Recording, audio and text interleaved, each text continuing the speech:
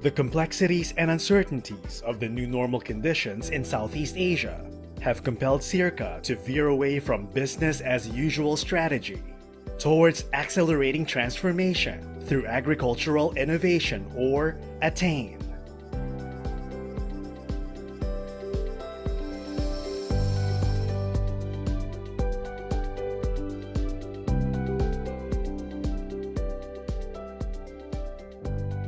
From 2020 to 2025, SEARCA will strive to be a leading enabler and champion of excellence in agricultural and rural development in Southeast Asia.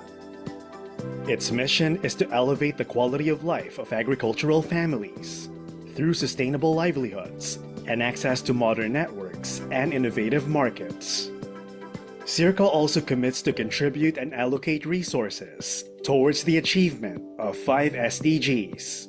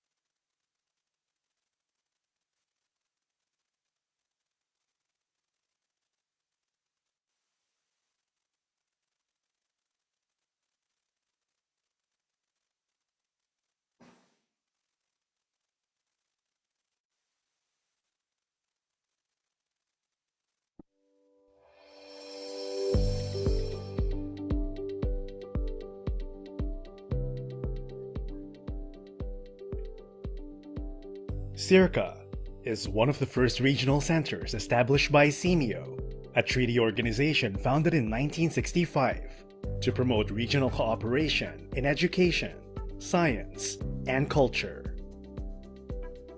SEMEO has 11 member countries that SEARCA is mandated to serve. The center's main mandate is to build capacities in agricultural and rural development.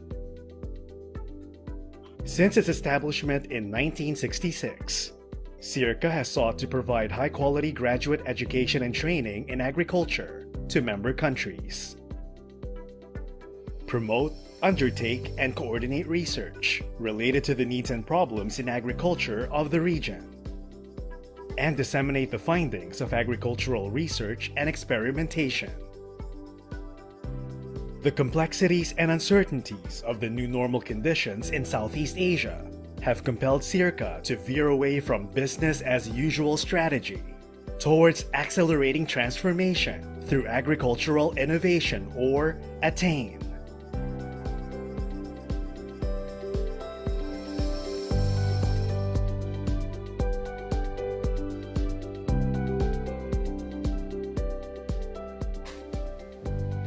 From 2020 to 2025, SEARCA will strive to be a leading enabler and champion of excellence in agricultural and rural development in Southeast Asia. Its mission is to elevate the quality of life of agricultural families through sustainable livelihoods and access to modern networks and innovative markets. SEARCA also commits to contribute and allocate resources towards the achievement of 5 SDGs. These priority goals directly align with the Center's mandate and priorities, with emphasis on wider and meaningful partnerships. SEARCA also touches 3 other SDGs, as it tries to achieve the 5 priority SDGs.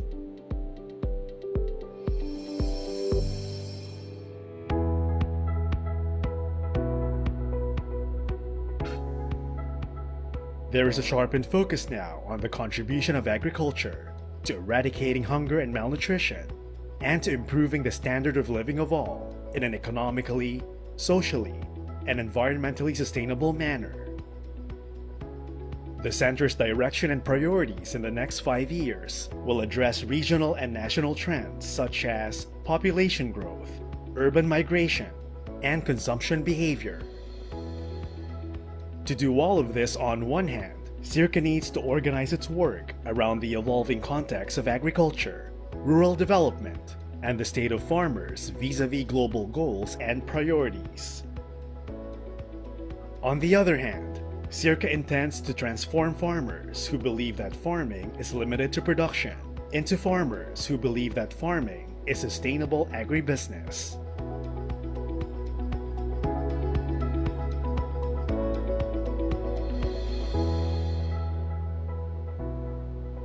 Through its 11th 5-year plan, SEARCA sees that it can contribute to accelerating systemic transformation by focusing its efforts on 5 innovations for transformational change.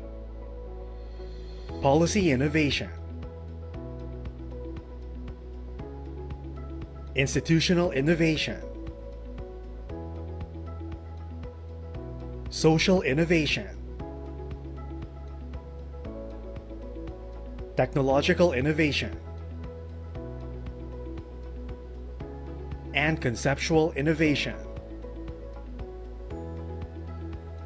These innovations for transformational change will pave the way for developing platforms for better outputs and outcomes, bigger programs, products, and services, and smarter, more robust, agile, and context-relevant modes of delivery.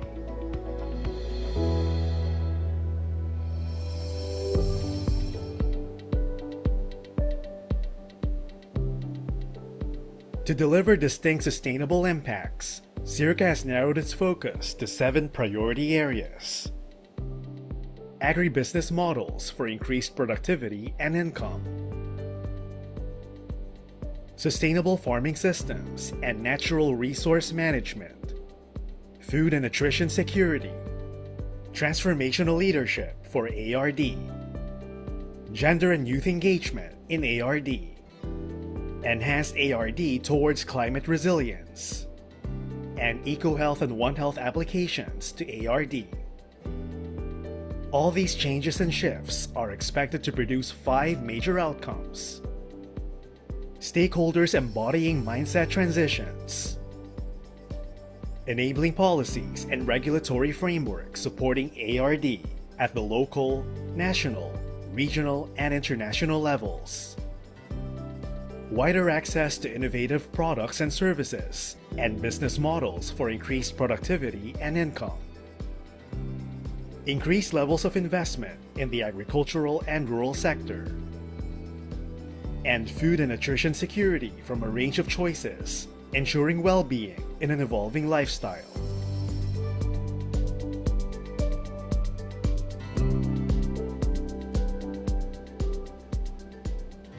To articulate this bold new strategy, SEARCA has reorganized its 3 core programs.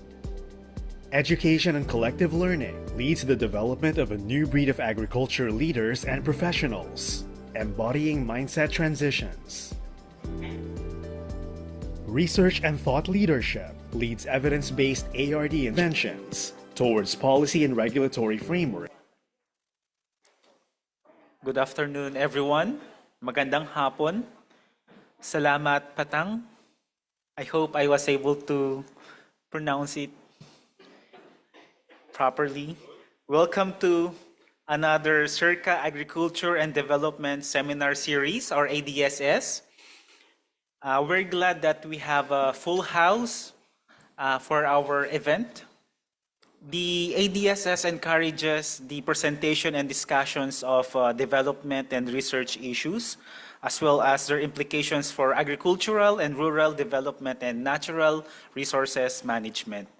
For more than 20 years now, the ADSS has been facilitating a vibrant exchange of scientific and practical knowledge in agriculture and development within and beyond, and even beyond the Los Baños science community. Thus, we encourage everyone to engage in the open forum later after our speaker's presentation. My name is Stoix, and I'll be your MC for today's event. This is ADSS on UPM's Blueprint for Food Security, providing impact from universities. We are delighted to welcome you all today. This is a very significant presentation tackling about food security, an issue that directly impacts our communities and our homes. We are also being streamed live via SEARCA's Facebook account. And for those who would not be able to join, you may share our SEARCA link Facebook page. A few house rules before we start. Please put your phone on silent mode, and please reserve your questions during the open forum. There are microphones on the aisle which will be used later. A piece of paper was distributed also earlier. Questions can be also written there. For any social media sharing, please use the hashtag SEARCAADSS. Okay, to just a short about our program. Can we show it?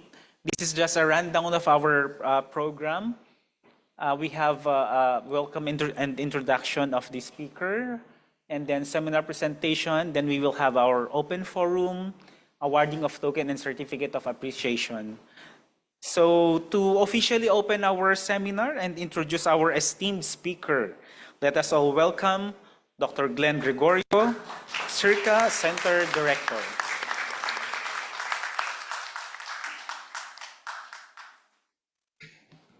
Thank you very much, Stoic, and I'm glad that everyone is here. It's a very 2 days, very hectic day. We just have finished our executive board meeting of the Southeast Asian University Consortium for Graduate Study in Agriculture, Graduate Education in Agriculture and Natural Resources. Okay, I have to be proper there.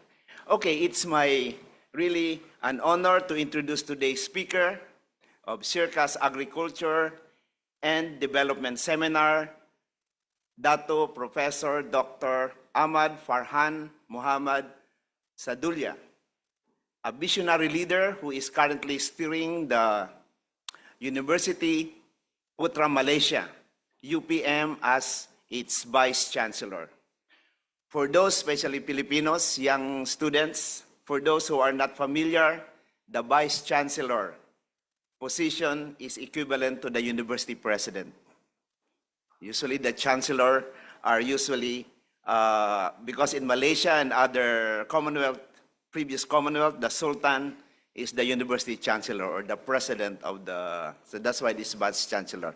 We are fortunate in UPLB, we have a lot of Vice Chancellors. So while many know him for his groundbreaking contribution to the transport studies, because he's an engineer, transport studies and road safety, today he will bring us insight from a different arena. UPM's University of Putra, Malaysia, Blueprint for Food Security, and how universities can play a critical role in driving impactful solutions. So now you're listening to an engineer, to a driver, to a transport manager, how he will drive food security. So let's listen to him. So while with a career spanning over 20 years, Dato Farhan has held pivotal positions in both academia and government. His expertise has shaped institutions like University Science Malaysia, USM, while he served as the Deputy Vice Chancellor and Dean of Civil Engineering, guiding their academic excellence. But it's not just his role that stands out, but his passion for innovation and his relentless drive to turn challenges into opportunities. So his influence has extended far beyond campuses. As the former Director General of the Malaysian Institute for Road Safety Research, Dr. Farhan shaped policies that have saved countless lives in Malaysia's roads. Maybe he could also save a lot of lives for food security in Malaysia. That's why he will show us how to do it. He received numerous honors, including the Road Safety Icon Award in 2015, I hope food security also, and led Malaysia's National Blue Ocean Strategy, where his forward-looking solutions set a new benchmark for road safety. On the international stage, he has held roles of immense influence, including serving as chair of the Board of Road Association's Technical Committee on safer road operations, making his expertise invaluable not just to Malaysia, but also the global road safety initiative. So it's about you're the master of roads, maybe road maps. Today, we will see another dimension of his visionary leadership, one that focuses on food security. His vast experience in driving innovation in complex systems like transportation is now being leveraged to tackle one of the world's most pressing challenges, ensuring food security for all. Maybe you could not solve the problem of traffic. That's why you go to food security problem to solve it. Maybe it's easier. So UPM, under his leadership, is setting the stage for universities to be at the forefront of developing winnable, impactful solution for sustainable agriculture and food system. One more sentence. With his vast academic excellence achievements, including PhD in transport studies in the University College London and a master's from Imperial College London, coupled with his passion to research and education, Dato Farhan promises to offer unique and deeply impactful perspective on how universities like UPM can lead the change in addressing global food security challenges. Ladies and gentlemen, students, please join me in welcoming Dato Professor Dr. Ahmad Farhan Muhammad Sadullah.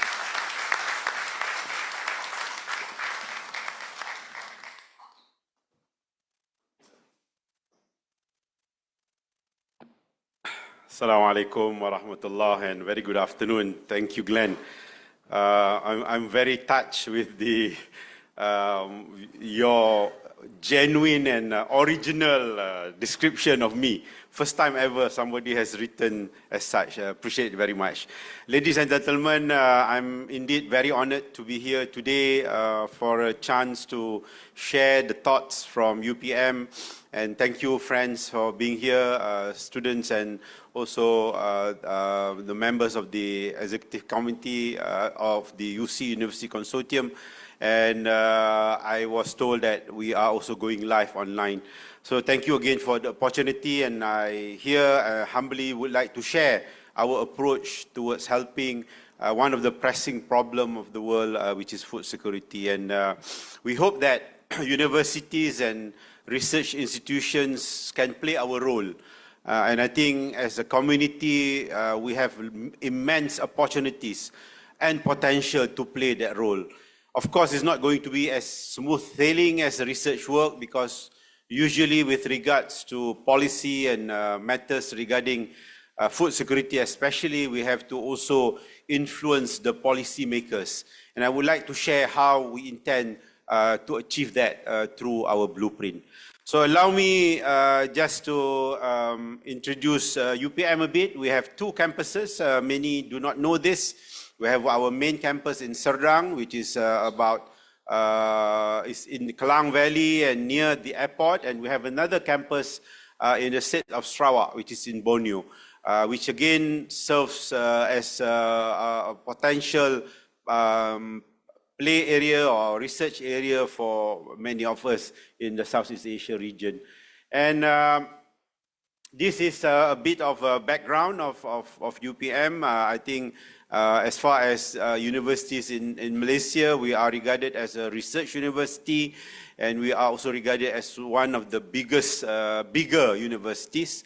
But looking at our friends, I think UPM is perhaps globally a middle-sized university. And we have been around, and I think I will not go through into the details, and we have had fair share of accolades, recognition and challenges throughout almost 52 or 53 years of existence as a university. And sorry, this is basically, sorry, it's a bit too small, but this is to explain all the faculties, institutes and schools in UPM. So let me just go straight to a strategic foundation behind the work that I'm going to share with all of you. This is actually the effort that we brought this year to strengthen UPM, to leverage on its past and all the great work that has been done throughout the years and bring it to the next level. And one of the main goal that we would like to achieve is to get more from all, meaning the true north approach is actually to make sure that everybody in UPM understands where we want to go as a family, as a unit, as a university. So that was the intention of this framework. And as you can see, we used the present vision and mission statement and align it to the agenda of the country as well as the world. And as you can see, SDG is well placed in there. And with that, we try to mobilize the university as a team to achieve this. And by putting three major values or three common values, which is outcome driven, because we do see in universities especially, we are sometimes sidetracked by processes rather than output, and more so sometimes forgetting the outcomes. So we are usually driven by numbers and sometimes do not position ourselves in giving the needed impact. So we wanted an outcome-based approach so that everybody in the university at whatever level that they are in understands that they have a contribution to play so that university can achieve its outcome and therefore gives the desired impact. With that, we also have to put value infused. You know, sometimes we are in the, you know, in the world of knowledge, but sometimes we also forget the values. You know, we can be over competitive, you know, and we forget our friendship. So that is something that we would like to drive. And of course, inclusivity is important. And that's where the issues of food security is a statement of inclusivity, where we want actually everybody not to be deprived of food. And sometimes when we look and we study the ecosystem, we do see that the poor remains to be underprivileged, remains to be sidelined, but of course the top of the pyramid has all the ability to have access to food. So we are bringing that dimension, and the dimensions of inclusivity also means that we want to do more with less. You know, we want to turn around the 2080 principle that exists in many organizations, which is tiring to many of us that has to do the 20% for the remaining 80%. So it has a lot of meaning behind the chosen items in the strategic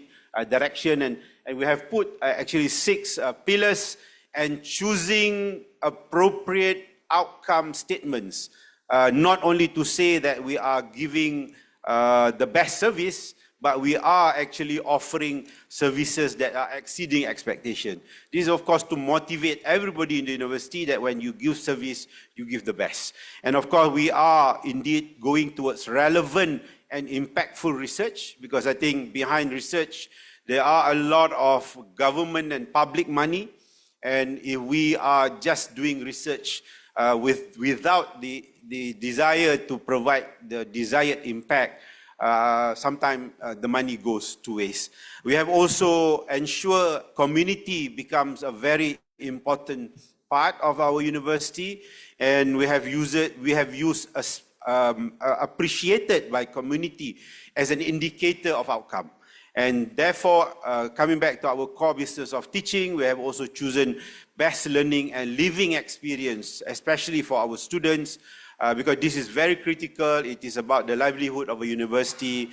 We are also putting the agenda of thriving the industry and not just working with the industry. We need the industry to feel that us at the universities are actually much needed. They are waiting for our outcome. They are waiting for our results. So we have chosen thriving the industry as our aim beyond the normal working with industry. And of course, global prominence, and thank you SEARCA today for giving UPM the opportunity to also enhance our global position through this talk. And of course, it is supported by 5 very important foundation in terms of talent, resources, governance, in terms of data and intelligence, as well as the marketing and branding. So this is just a one-pager description of trying to show to you how the blueprint is relevant to our strategy. And as you can see, one of the DNA of UPM, as you all know, UPM came from Universiti Pertanian Malaysia, which was known as the Malaysian Agriculture University, and it changed its name in 1997 to become Universiti Putra Malaysia, and therefore our DNA has always been agriculture, and it is a shame and a waste if UPM doesn't use that DNA and that strength to help solve the problem of the world vis-a-vis food security today. So let me just, this is our research, current research strategies. We are actually looking into food security. We have other dimensions that we are working on, but today we are expanding on the global player in food security, and I think these are some of the, this is from my Deputy of Vice Chancellor for Research and Innovation Framework to reflect the True North framework that I've introduced earlier. Okay, let me just go straight into the talk. Okay, one thing that has happened serendipitously in this year is that if you see that our name has changed from Pertanian, which means agriculture, to Putra. And as a newcomer, I've just joined UPM a year from another university. I've always asked why is the name Putra. And there has also been a lot of push sometimes by naughty sectors in the society that UPM should go back to Pertanian because they feel that UPM was a stronger force in agriculture before. So one good day, we were just looking at the word Putra, and it dawns to us that Putra can be an acronym for Pertanian untuk Rakyat. Okay, I think for Malay speakers, they understand that.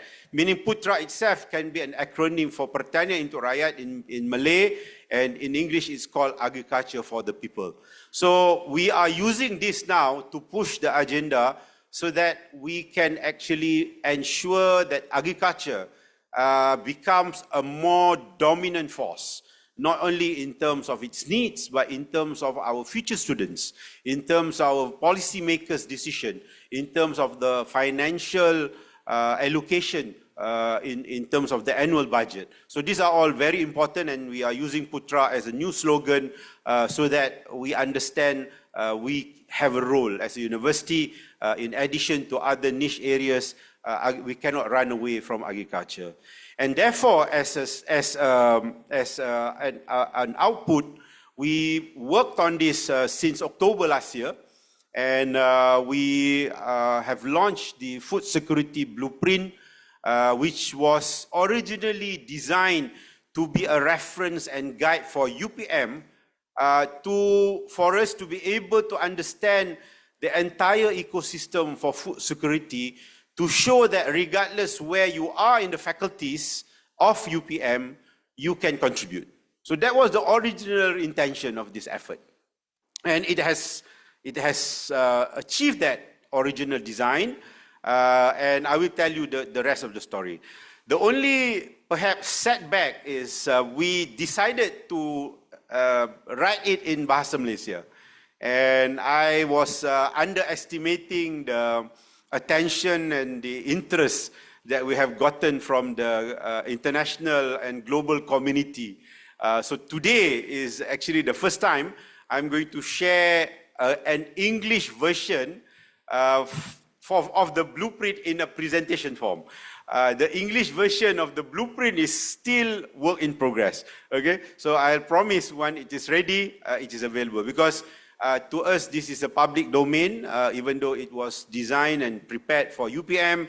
When it is ready, it automatically becomes a public domain, and we hope that this blueprint can be referred by communities that are passionate about food security worldwide. So this is the food security blueprint, and we knew from the beginning that we have to play politics as well, unfortunately, because we know there is a Ministry of Agriculture and Food Security, and because this came from a university, and we know that we have to influence a lot of policy matters, okay? Perhaps this is one statement that is important to the title of my talk, which is about impact from university. So we were able to bring two ministers at the launch. Okay, so we have two gentlemen in the picture, which is the Minister of Agriculture and Food Security and our Minister of Higher Education to together launch the blueprint. So that was a strong statement, and as a result, okay, from that point, we are able now to work better together. All right. So we were working in silos, and there were a lot of jealousy sometimes. You know, why are you doing this? We are supposed to do this. You know, these are in the realm of governance and government, and sometimes we have a role to play at universities and research institutes to make them seamless. And we hope that our blueprint can do that. So that was intentionally done, and alhamdulillah, it was successfully achieved in the date of 7th June 2024. So the blueprint is about 3 months old, and I have been going around to explain the blueprint. So I think we are aware of this, the meaning of food security by the FAO definition. It's about availability, accessibility, usability, and also stability. So this is basically the foundation that we use.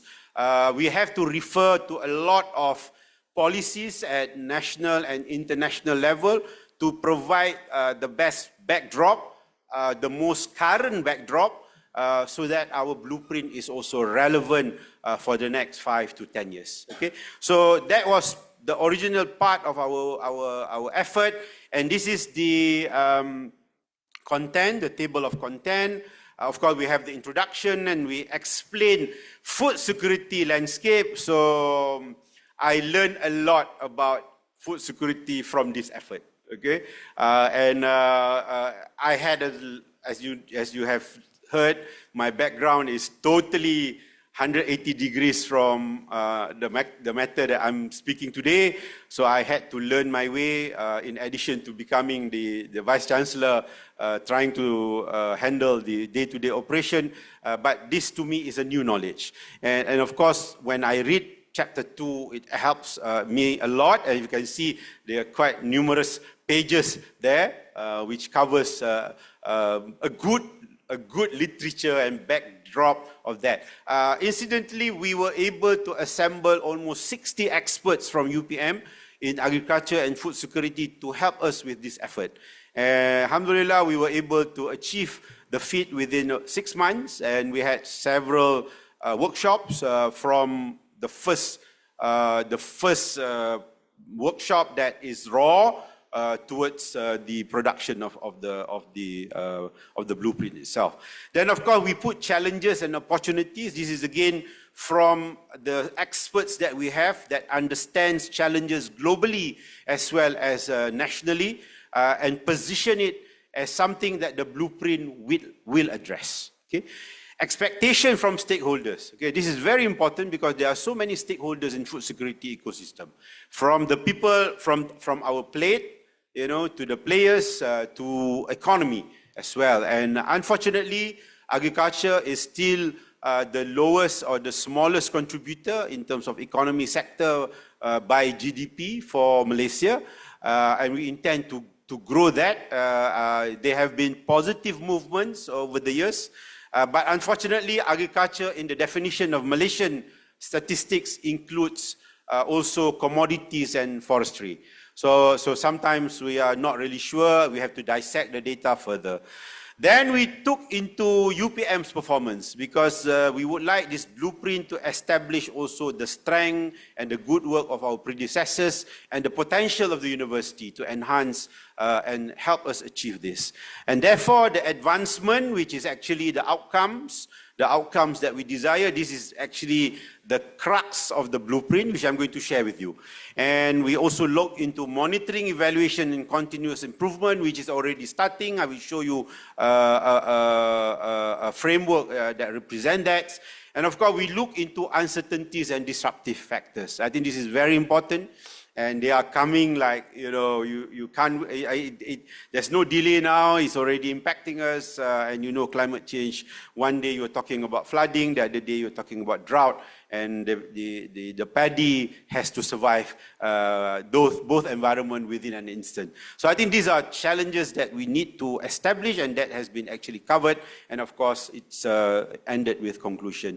So the vision of this blueprint is to position UPM as an internationally recognized leading university in food security, and the mission is actually doing it through our core business, which I explained further in our blueprint. I think this is just a backdrop why we are doing this. Again, it's about our DNA, and I think we are in the best position in Malaysia to champion this, and we now hope that we can also work because in our SEARCA as well as our university, our consortium, we are also champions of agriculture within our own country. So this is a sum up of the entire blueprint in a form of a framework. It has outcomes, it also has core elements and enablers. Okay, and the outcomes, since this is coming from a university, there are three outcomes that we are looking at as the most potential element of success from a university. We are looking into applicability of technology and innovation. I think a lot has come from universities, a lot has come from research institutes. I think this is the best playing field for us to experiment and come up with new technologies to serve the needs of the entire food security ecosystem. And we have the ability to work it out at fundamental level, we have the ability to work it out at laboratory level and preparing a prototype, and in fact, we can also exercise it in our living labs or teaching labs or farms that many of us have within our control. Empowerment of the farming community is also something that we have positioned as an outcome, because I think in terms of food security, we need our farmers. And we need our farmers to also move beyond its present situation. And I think as a university, this is where impact offer lies most, because if we can bring our ivory tower or tower of knowledge beyond the boundaries of the university to the community, that is also a sign of acceptance. And to link it to the UPM's strategic framework, that's why we have chosen appreciated by the community, because when we are appreciated by the community, the chances of empowering our community is there. And finally, ladies and gentlemen, I think number 3 is the most relevant to many of us in the universities, is actually the excellence of graduates and agropreneurs. Okay, so we are trying to link graduates of UPM to be the most potential future agropreneurs that has the DNA of UPM, and using whatever knowledge and background that they had received from us at the university and use it to actually enhance, elevate, the farming community, and the entire ecosystem, so that whatever that we would like to achieve in the core elements will, in the core elements and the outcome elements to help our quest for solving the food security issue. If we go to the core element, these are our core business at university. It's about academic excellence, it's about impact of research and innovation, and community and industrial participation. And since we have launched our blueprint, we are moving at all levels, at program levels, at postgraduate research levels, and at research levels, so that they are able now to see and understand and able to identify their appropriate problem statements. Remember, it is linking to doing impactful and relevant research.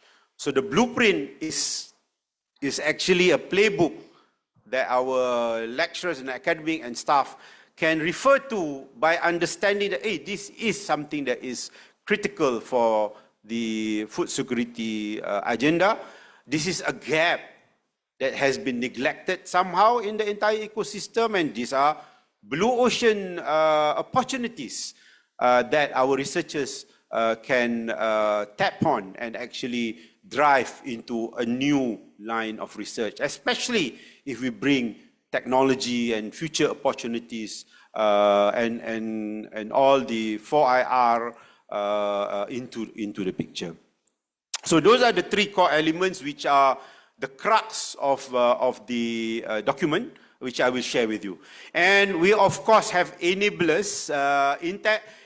Originally, these enablers like strategic communication, financial sustainability, effective governance, availability of talent, enabling infrastructure, and global networking was there to actually help UPM to prepare them better.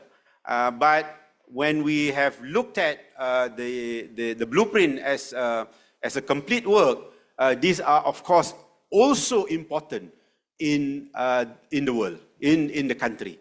And therefore, not only we can do research in the core elements, we can also provide impact in the enabling elements. For example, if we talk about financial sustainability, we know that food security rely very much into financial sustainability.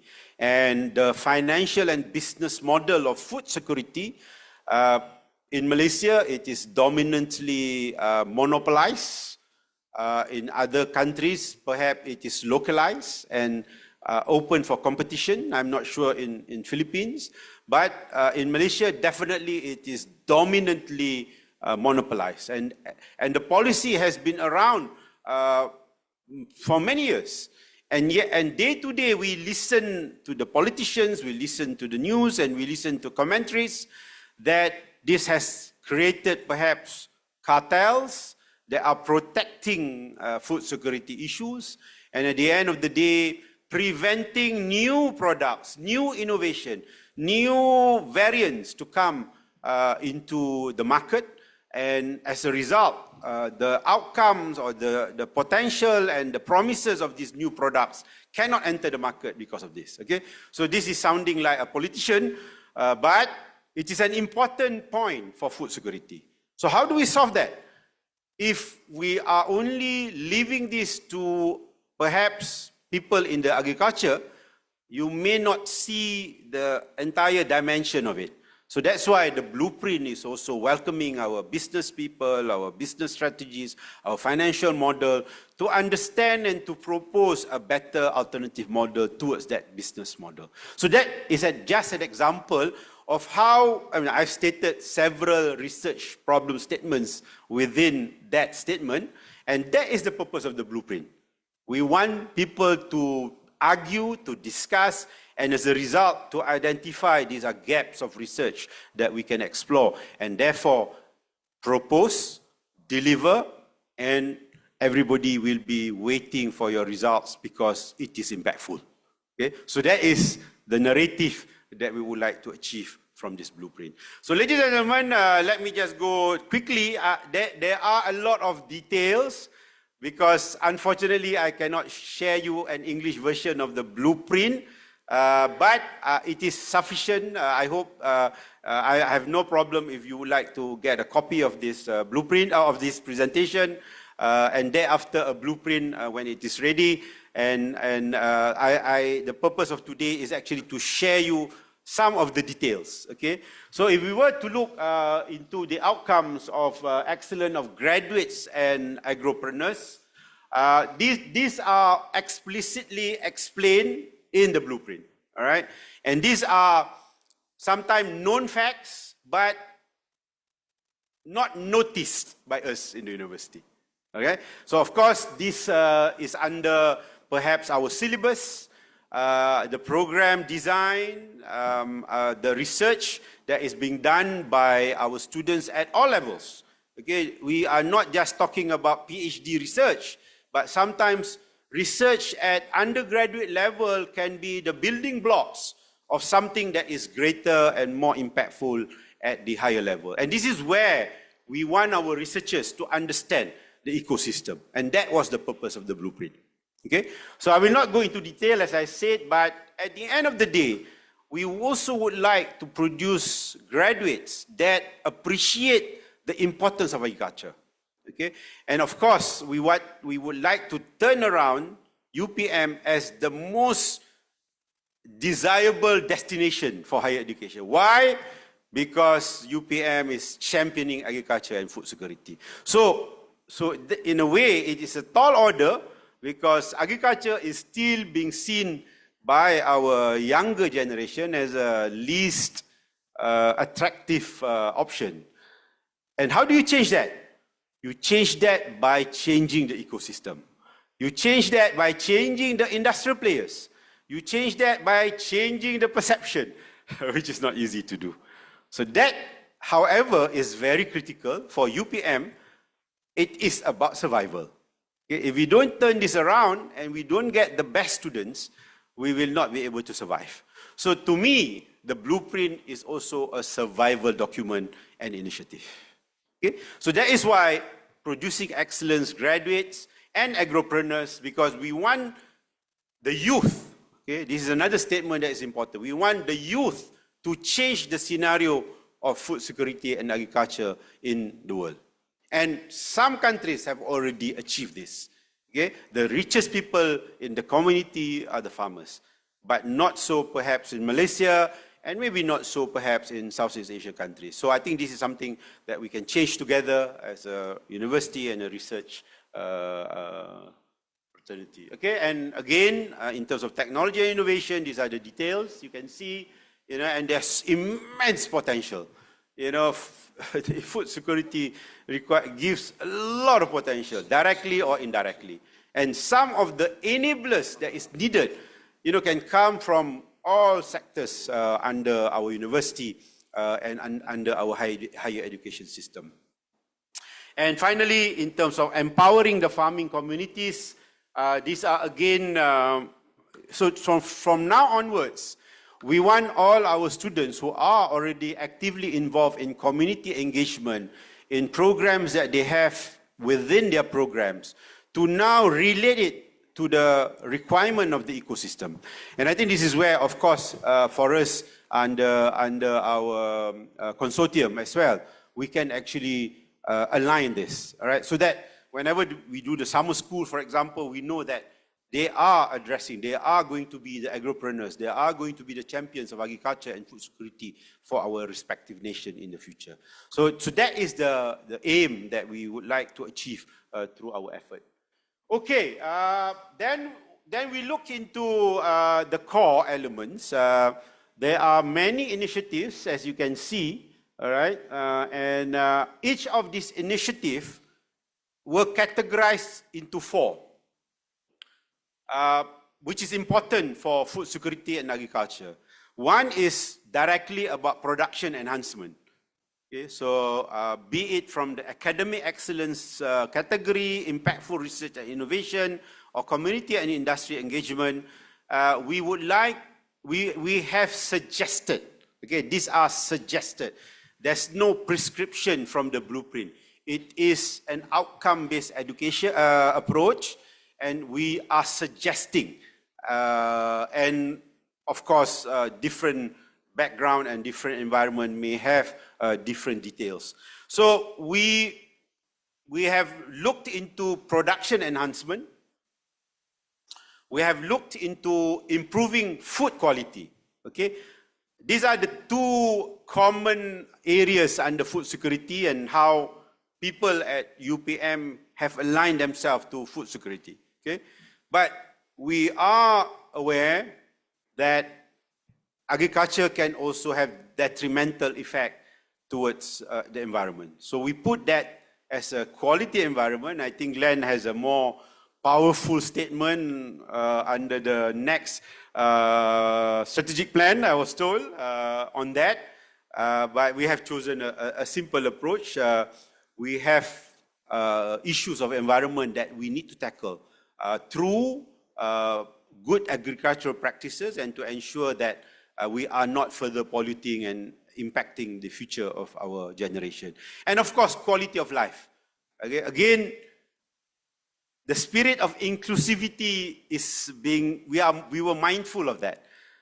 Because of course we have a faculty of medicine and public health. So we don't want them to be sidelined. So we want them to address also quality of life. And of course, food is about life. Excessive of food is also not good. You know, so I think these are all, nutrition is a big problem. Undernourishment and stunted development of our youngsters are real problems, especially associated to poverty. So I think this is why we have chosen these four. And again, these are a framework that is representing each of the core elements. Okay, and these are the details of the items. All right. So, of course, these are excerpts that we have taken out from the blueprint. In English, production enhancement, it covers as much categories that we can. And actually, in the blueprint, there are suggestions of problem statements as well. Okay, so it's a busy, very well documented blueprint. And I am just sharing with you the excerpts for appreciation, and we hope soon we'll be able to launch our English version. So we cover innovation for sustainable agriculture production, which UPM is already doing a lot. Blue transformation, I think this is something that is indeed very important. And again, UPM has an institute, International Institute on Aquaculture, which is also doing a lot of good work. We are talking about One Health, we are talking about looking into producers as well, so that we understand the ecosystem. And of course, digital agriculture is ever important. And it goes on. It goes on, improvement of food quality, in terms of academic excellence, meaning how do we incorporate these elements into the syllabus? How do we ensure that as a learning outcome of our students, they will have at least elements that will prepare them to help the agenda in the nation. So this is going to be incorporated in all our programs where it is suitable. And we are also encouraging, of course, our lecturers to use examples from food security as well as part of their assessment, as part of their discussion, and they have the blueprint to refer to. So those are the culture that we would like to bring.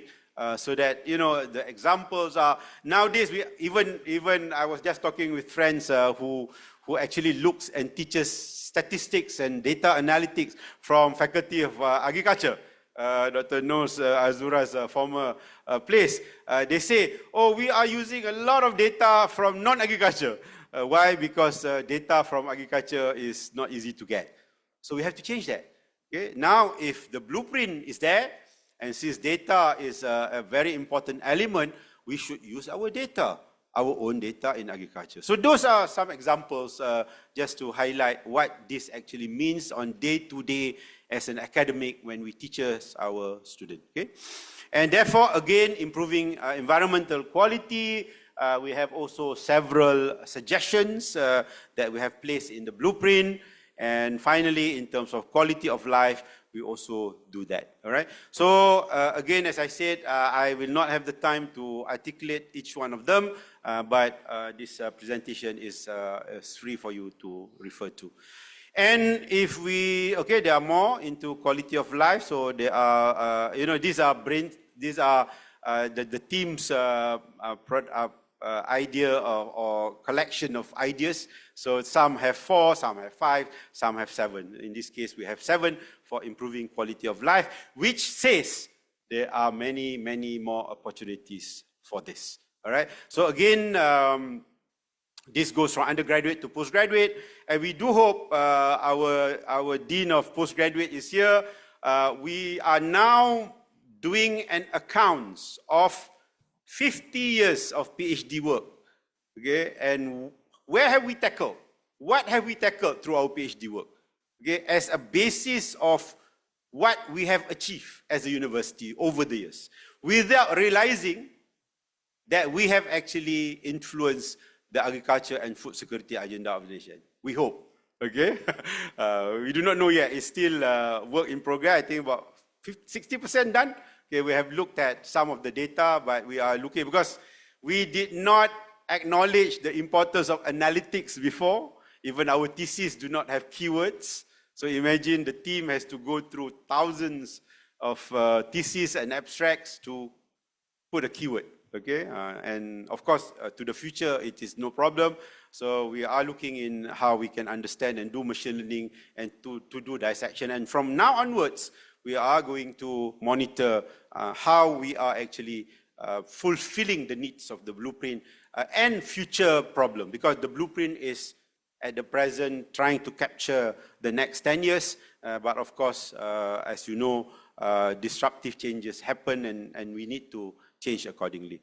So ladies and gentlemen, as we go into research and innovation impact, it is similar in terms of production enhancement. Okay, some of the titles are similar, but the content are different. Again, these are research by the lecturers, research also by the postgraduate, and of course to guide our internal research grant perhaps, and how do we solicit international and industrial grants, okay? And again, we need to use the blueprint to also tell the industry, this is very important for the nation, right? To tell the government, this is the gap in the nation, so that they know when they prepare for the budget, hey, this is a big gap in the country. And that is, I think, the most impactful role we can play. To tell the government this is the biggest gap, and we hope we can verify and justify that. And therefore, in the next 5 years, we are ready to deliver, and funding is available for research. And of course, when we work with the industry, we are trying to drive the industry. The industry will also see the potential. And of course, the industry will see the potential faster than many of us. And I think that's where UPM would like to position itself. So in terms of production enhancement, in terms of improvement of quality food, the research and innovation is there, and I think UPM is very strong in our food tech, in our biotechnology. I think we are primed to position ourselves better so that we give better impact through this blueprint. And then again, we have 5 items under food quality, environmental quality. Again, this opens up to everybody and anybody in the ecosystem, actually. When we look into improvement of quality, the problem sometimes with our team, they feel is food security is not relevant to them. So I always tell my team, have you read the blueprint? Okay. So they are assuming. They always assume, oh, this is only suitable for agriculture, faculty of agriculture, faculty of food tech, faculty of biotech, and that's all. Okay. So I told them, hey, have you read the blueprint? Okay. So if you read the blueprint, in the environmental quality realm, it is open to everybody, actually.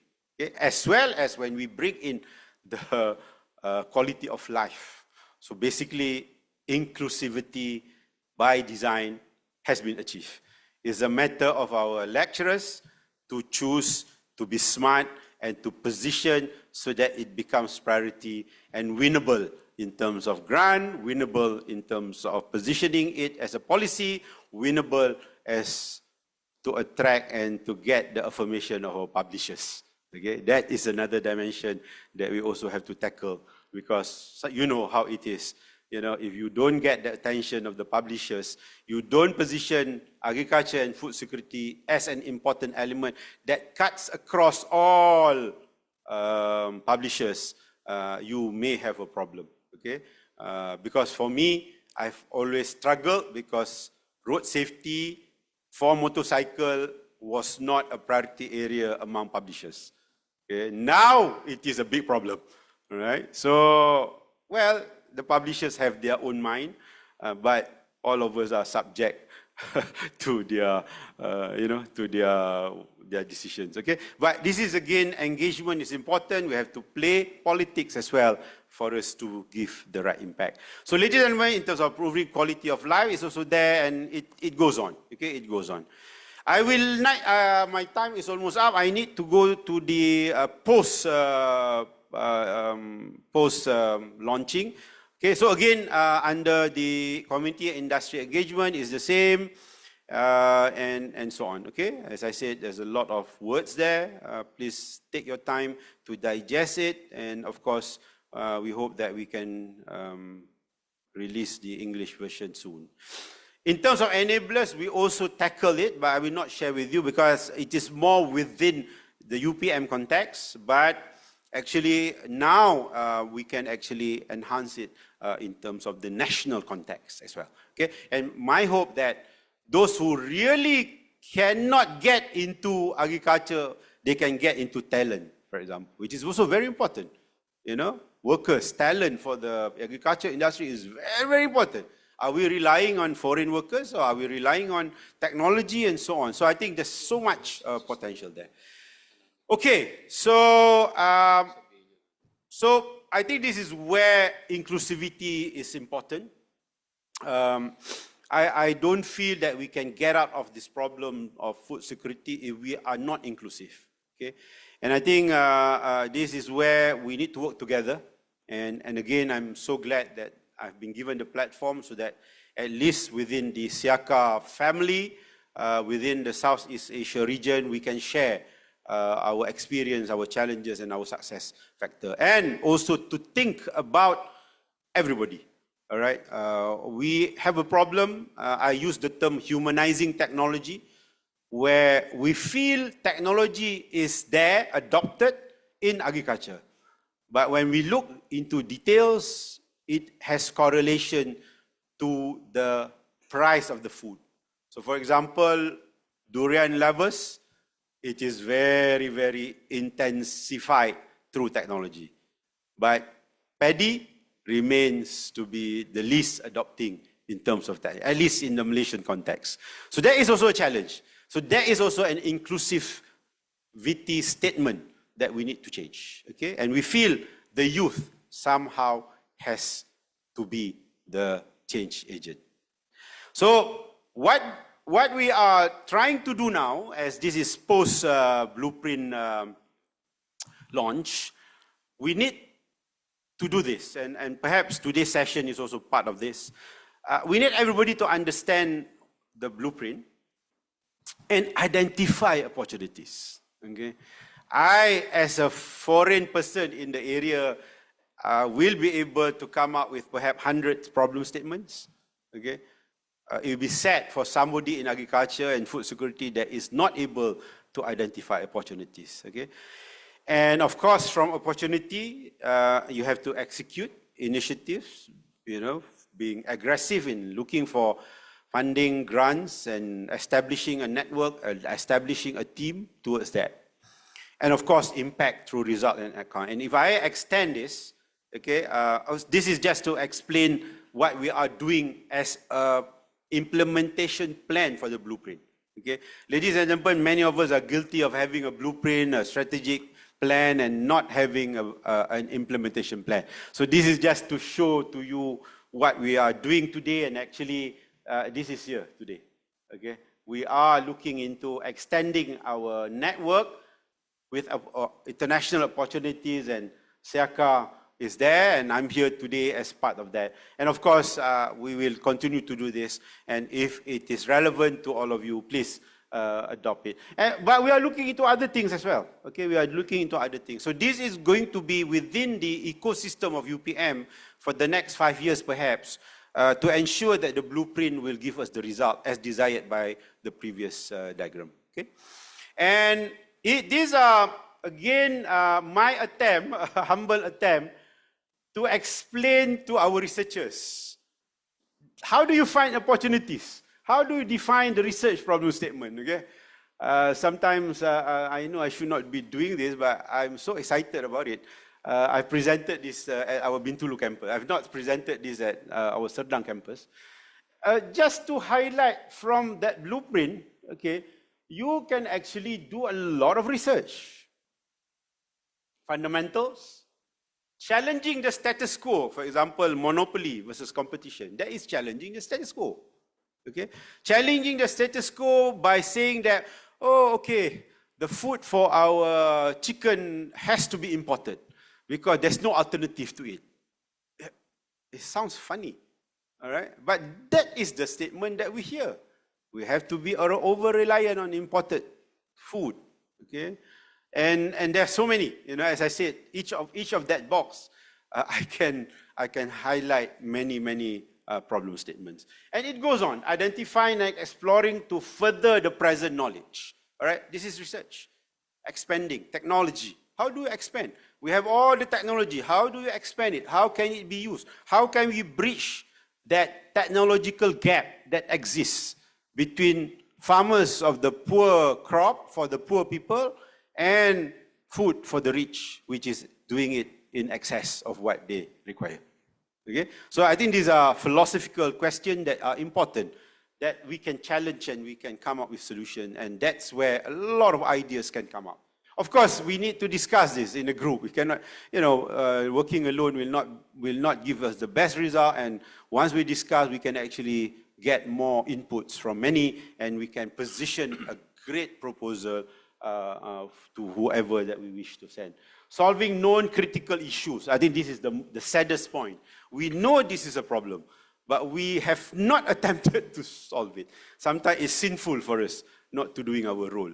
You know, so I think that's where we need to identify, you know, solving known critical issues. Some of them has been highlighted in the blueprint, but there are many more. And there are many that are common within the area. So how do we work together? Agricultural direct technologies and other technologies supporting food security.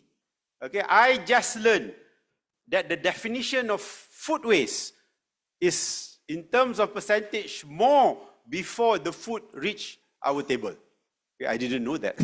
I thought food waste is always about something that you did not consume because you had a buffet, and there's a lot of wasted food. Oh, no. I heard a good keynote. You know, percentage of food wastage is actually before consumption.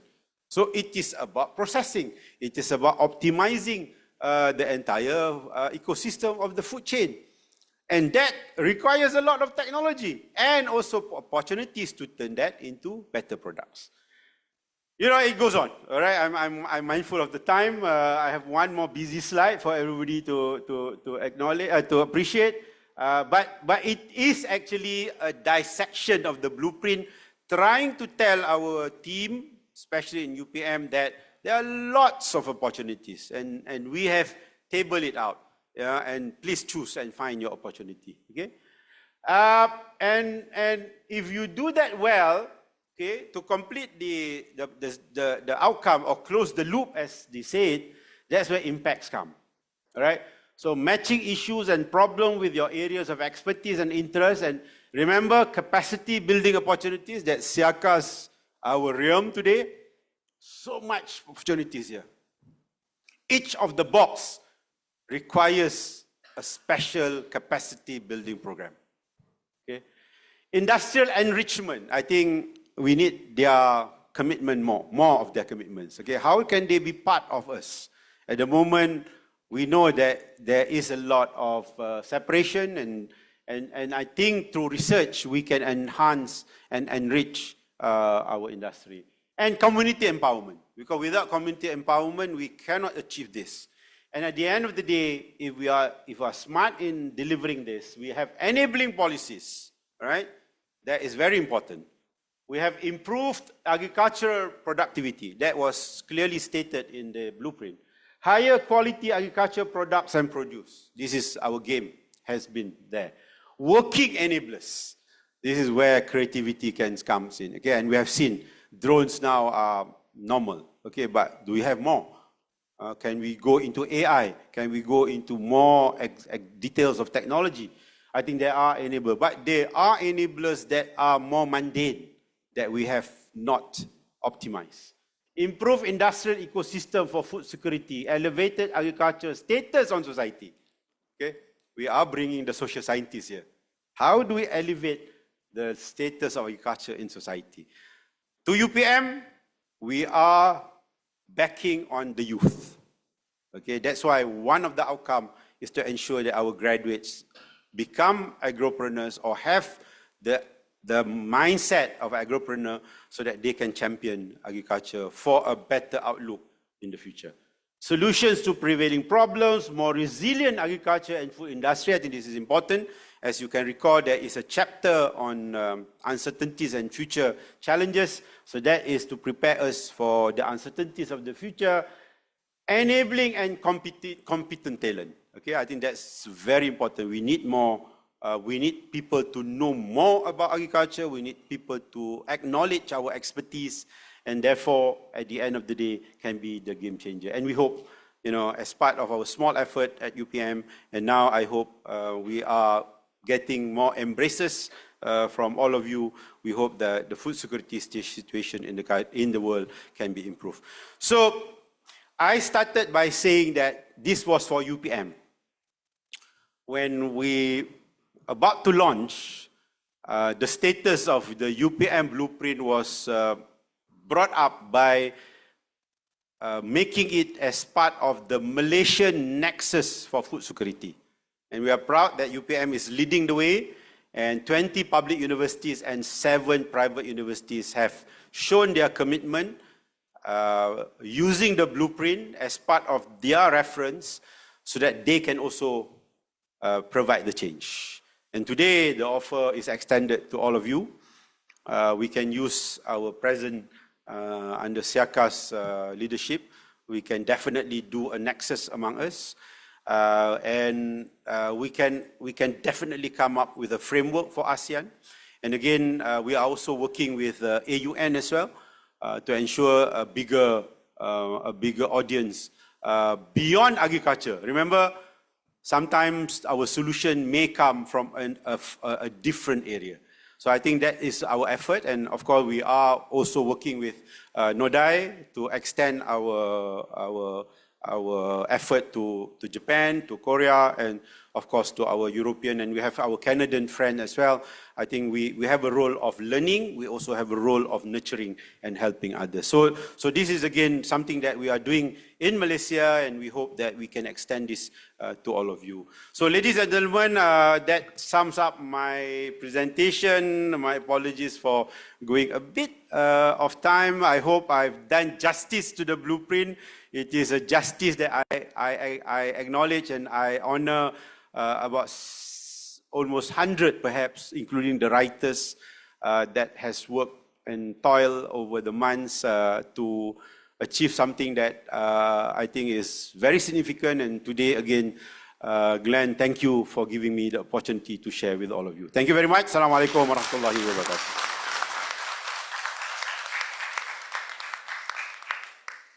Thank you very much, Dato Ahmad Farhan, for your insightful and engaging presentation. Indeed, it's been a truly enlightening presentation for all of us. The blueprint of the UPM is really extensive, and there are many ideas that come to mind for research, for partnerships, especially for our audience here who come from different agencies. So there are many ideas that we can get from Dato Ahmad Farhan's presentation. Okay, We now open the floor for our audience comments, insights, and questions. Please use the microphone on the aisle and kindly introduce yourself and the organization you represent or are affiliated with. May we call Dato to be here, and I'll be.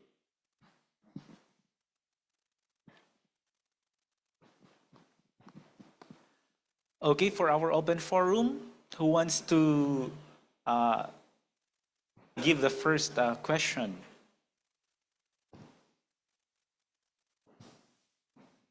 I am Rene Vega from the Faculty of College of Agriculture, UPLB, of course. In the Department of Science and Technology, we embrace the tagline of bringing ideas to life. And you had a very so many ideas that were presented. I think all of us here will appreciate very much just one of the idea that you have brought to application and make it, having it an impact, not just the student, I mean idea. Okay, Thank you all very right. much. I think within my time as Vice Chancellor, I have understood some of the work. I think one of the perhaps significant work is when we see that the work has started from research at all levels. So the team also were able to publish in Q1, Q2, and are one of the leading cited and publisher. But at the same time, they have brought the result to products, of course at prototype, and we have a very extensive innovation support system. And now they are able to penetrate the market in terms of sales. Okay, I have two examples that I know. Okay, there are many more. I think we have, I can't remember, I think 200 or so products.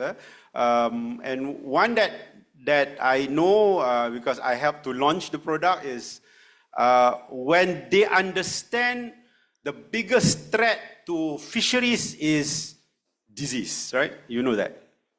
And they have looked at the present practices. They see that the vaccine that is applied to fishes are manually done, and I was told, okay, again, this is not my area, I was told it is individually applied, right? Meaning somebody will just put, as if we are putting it on a baby, and do it as manually, okay? So that was the team's problem statement. How can we come up with an effective vaccine that will not only solve the problem of diseases, but it is practical in application?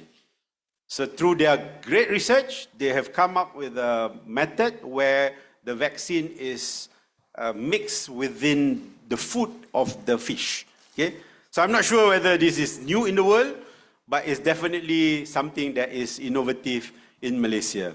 And as a result, there were a lot of interest, and now they have created, they have actually licensed the product, and they are now having a lot of sales. Okay, so that is an example. Another example is something that have improved photosynthesis production and have made plants grow faster. Okay, of course we have the variants of paddy as much as we have here. I think we visited the Rice Research Center. We have that as well at UPM, but again, it has issues. For paddy, it has to combat the cartels. Okay, so they are not able, even though our variant can withstand heat and can withstand, are very resilient, maybe Dr. Azura can correct me, are more resilient towards flood and diseases, but the volume of penetration into the market is somewhat curtailed. Okay, so those are some examples to bring it to life.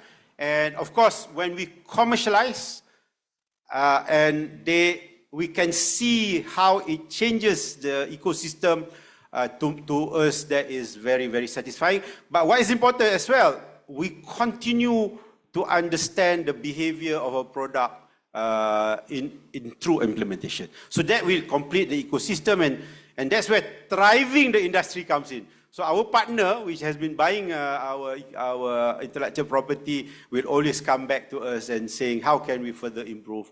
I mean, those are 3 examples. I have many more if I have the time. Thank you. Thank you very much, and I really appreciate about aquaculture because UPM Malaysia definitely is a global contributor in the advancement of aquaculture. Thank you very much. Thank you. Sir Dato. Thank you, sir. All right.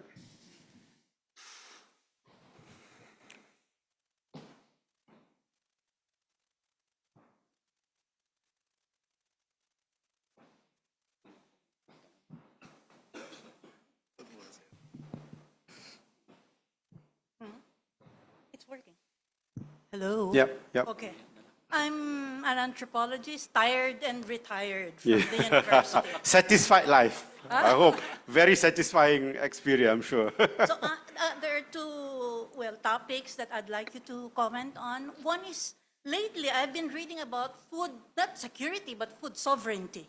And the emphasis here, well, the dominant discourse is still food security, but food sovereignty is supposed to focus on or emphasize power. So power at all levels, from individuals to communities to up to the nation.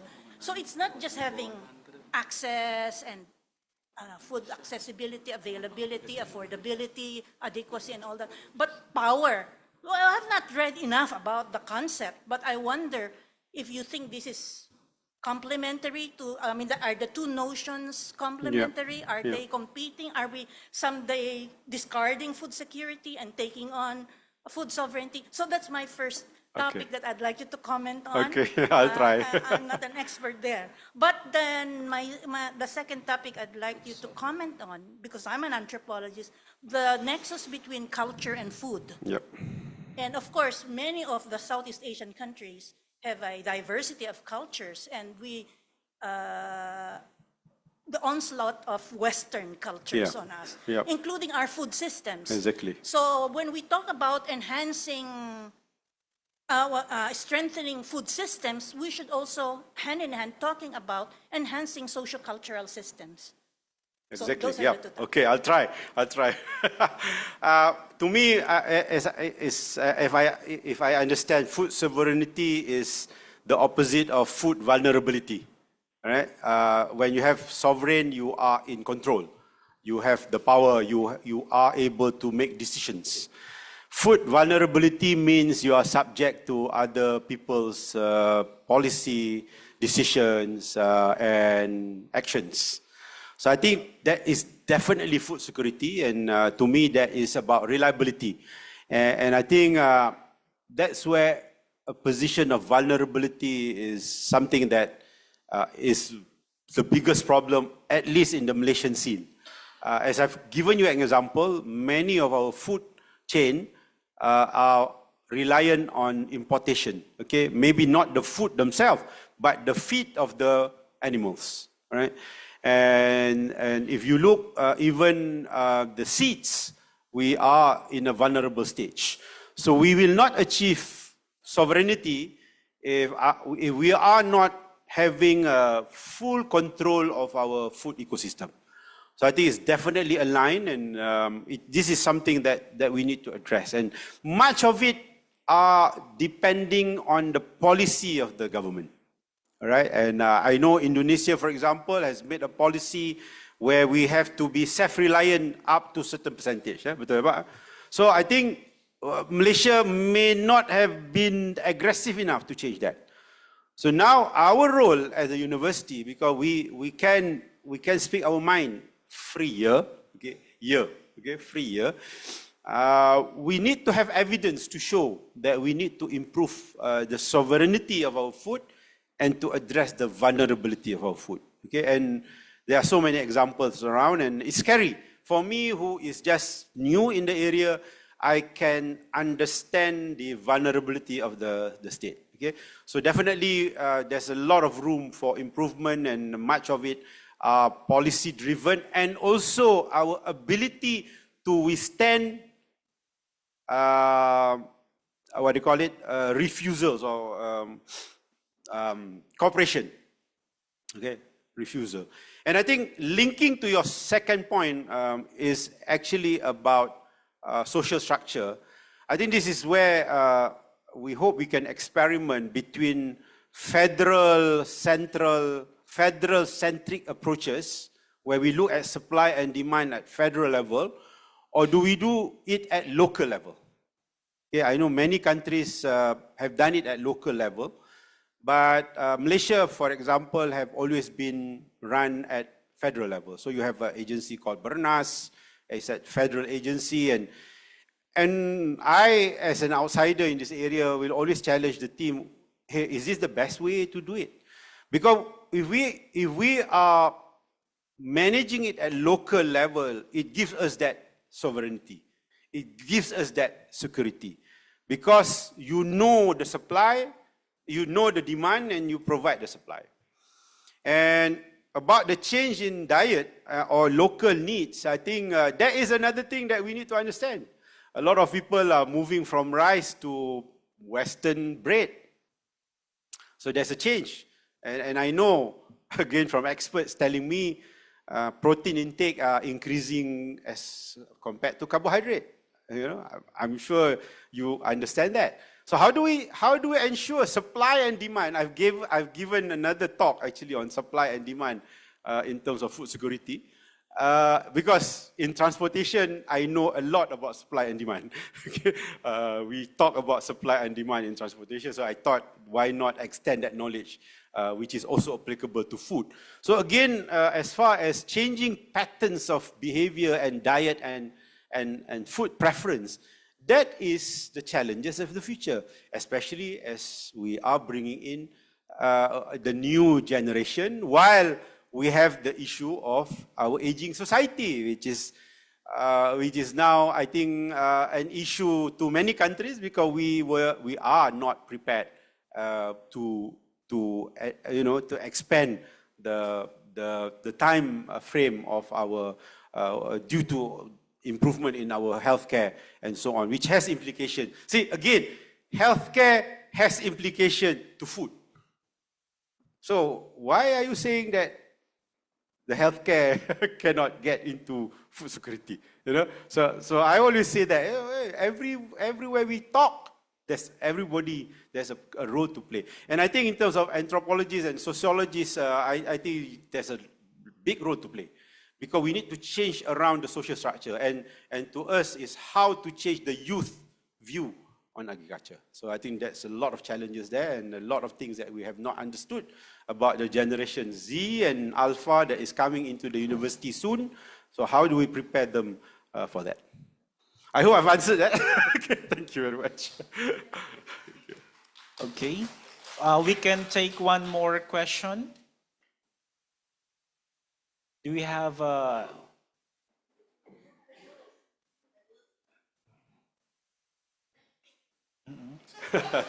from our students at the back, other agencies who came to attend our ADSS? Do you have one last question?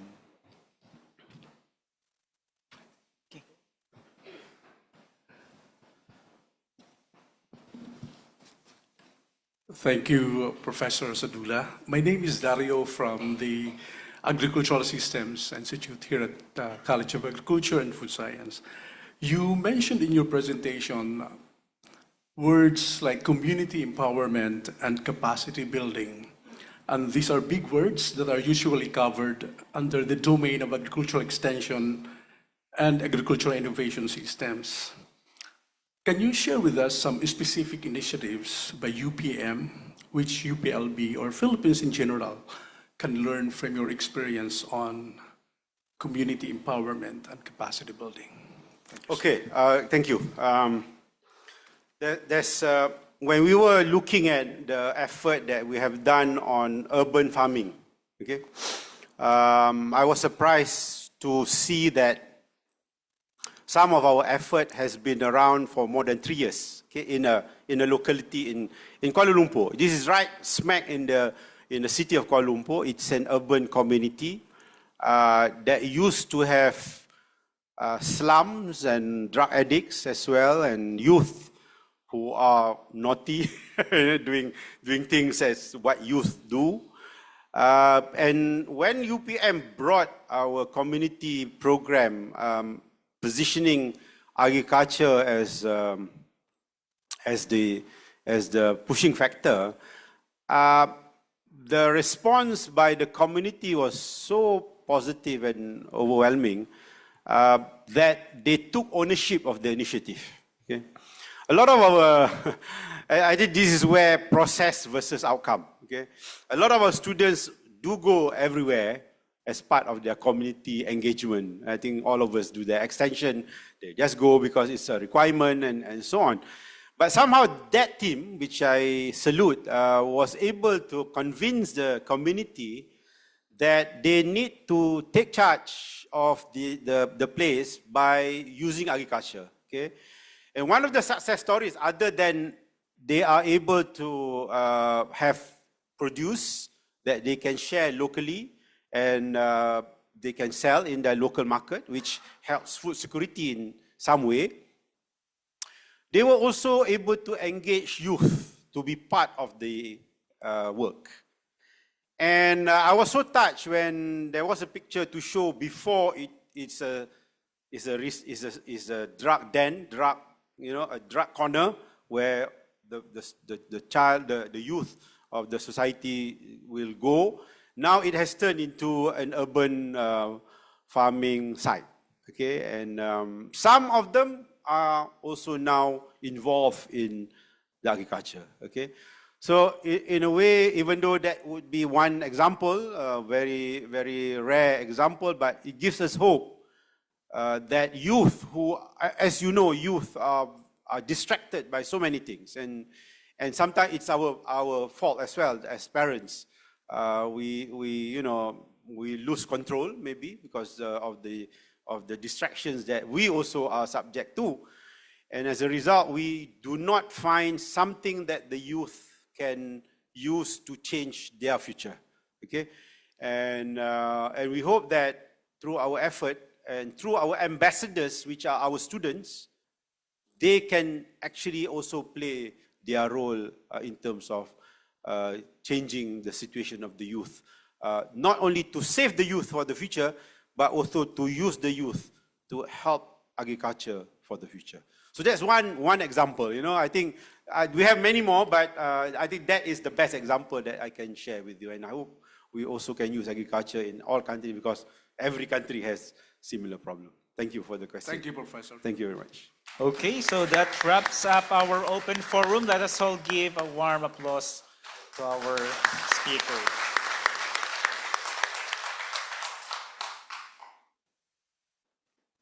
So if you want to listen again to his presentation, a video recording will be uploaded on the website of SEARCA. You may visit www.searca.org along with the PDF version of his PowerPoint presentation.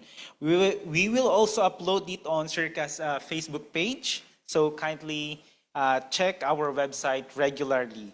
To present SEARCA's token and certificate of appreciation, may I call on our Center Director, Dr. Gregorio, our Deputy Director for Programs, Dr. Nur Azura Binti Adam, and our Deputy Director for Administration, Associate Professor Joselito Florendo.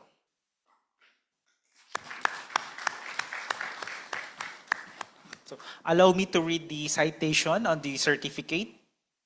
The Southeast Asian Regional Center for Graduate Study and Research in Agriculture awards this Certificate of Appreciation to Dato Professor Dr. Ahmad Farhan bin Muhammad Sadullah for sharing his expertise as speaker during the Agriculture and Development Seminar Series on UPM's Blueprint for Food Security Providing Impact from Universities, held on 24 September 2024 at SEARCA Drilon Hall, Los Baños, Laguna, signed by Dr. Glenn Gregorio, SEARCA Center Director. And here's the certificate.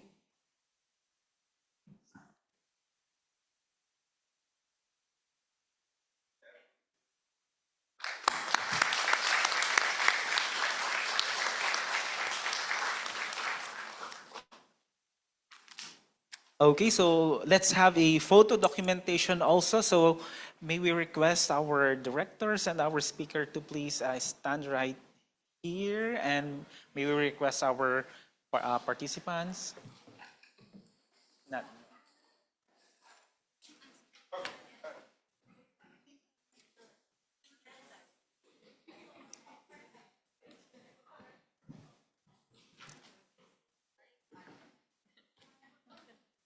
Quiz. Compress. The ladies here. Okay, there you go. Ma'am Corinta, come on. Ano? Okay na? Okay. Yep.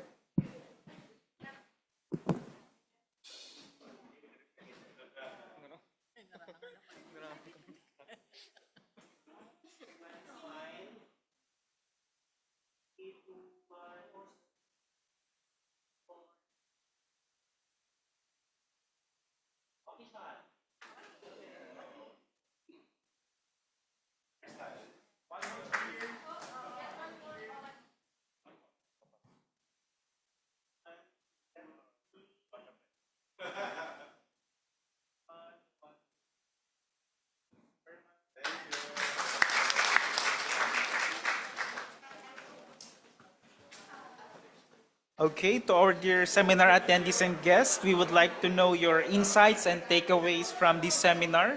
You may share these through our feedback form by accessing the link or the QR code flashed on the screen. So if you would like also to receive your certificate of attendance, please give your feedback form. And once again, we would like to thank Dato Ahmad Farhan for sharing with us the thought-provoking presentation on UPM's Blueprint for Food Security, Providing Impact from Universities. Thank you all for coming and joining us in this afternoon seminar. Please enjoy the light refreshments that we have prepared for you at the main entrance lobby. For those of you who have not yet liked SEARCA's Facebook page, please do so. We look forward to welcoming you again in our future ADSS events. So thank you very much for your participation, ladies and gentlemen.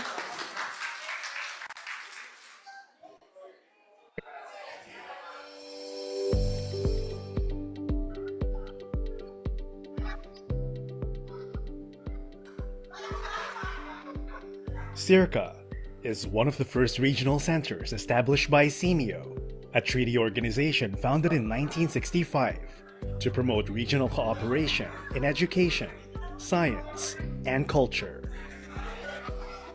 SEMIO has 11 member countries that SEARCA is mandated to serve.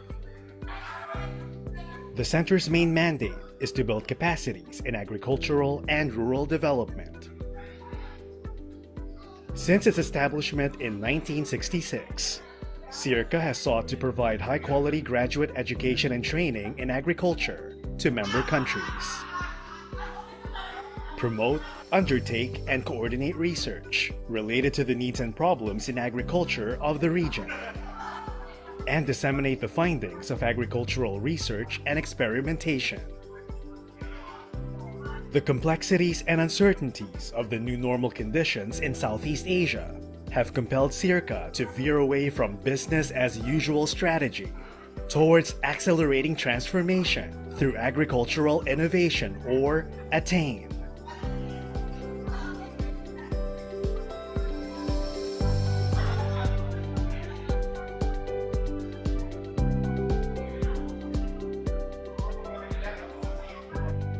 From 2020 to 2025, SEARCA will strive to be a leading enabler and champion of excellence in agricultural and rural development in Southeast Asia. Its mission is to elevate the quality of life of agricultural families through sustainable livelihoods and access to modern networks and innovative markets. SEARCA also commits to contribute and allocate resources towards the achievement of 5 SDGs. These priority goals directly align with the Center's mandate and priorities, with emphasis on wider and meaningful partnerships. SEARCA also touches 3 other SDGs as it tries to achieve the 5 priority SDGs.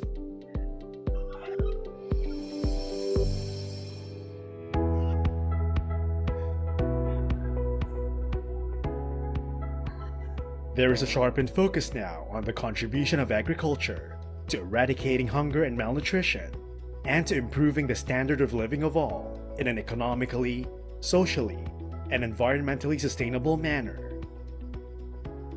The Center's direction and priorities in the next 5 years will address regional and national trends such as population growth, urban migration, and consumption behavior. To do all of this on one hand, SEARCA needs to organize its work around the evolving context of agriculture, rural development, and the state of farmers vis-à-vis global goals and priorities. On the other hand, SEARCA intends to transform farmers who believe that farming is limited to production into farmers who believe that farming is sustainable agribusiness.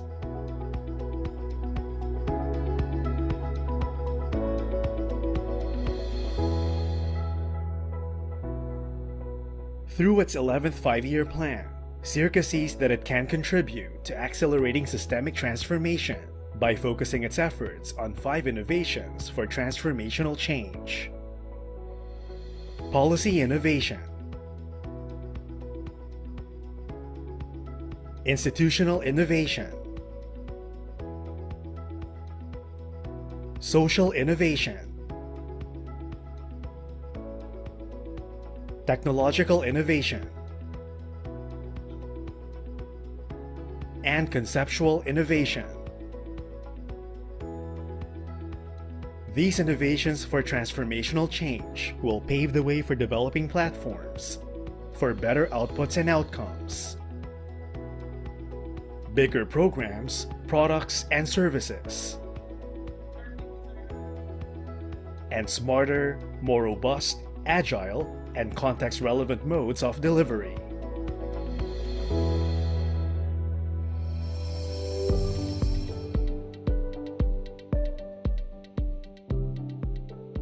To deliver distinct sustainable impacts, SEARCA has narrowed its focus to 7 priority areas. Agribusiness models for increased productivity and income,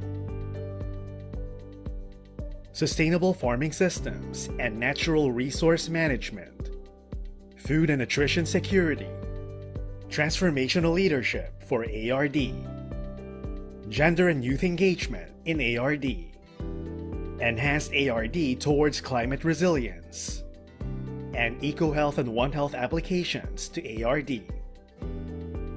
All these changes and shifts are expected to produce 5 major outcomes.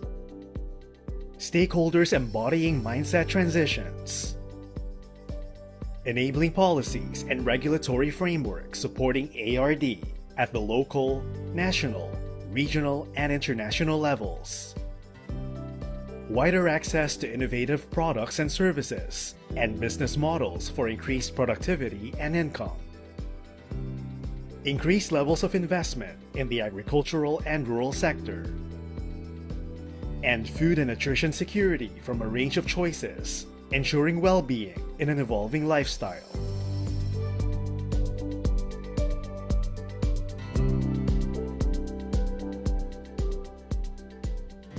To articulate this bold new strategy, SEARCA has reorganized its 3 core programs. Education and collective learning leads to the development of a new breed of agriculture leaders and professionals, embodying mindset transitions. Research and thought leadership leads evidence-based ARD interventions towards policy and regulatory frameworks that support ARD. Emerging innovation for growth a new program under SEARCA's 11th five-year plan, leads in providing farmers wider access to innovative products and services, as well as business models for increased productivity and income. With all these in place, SEARCA is confident that it can strategically deliver better, bigger, and smarter outcomes and impacts for its stakeholders in the region it calls home.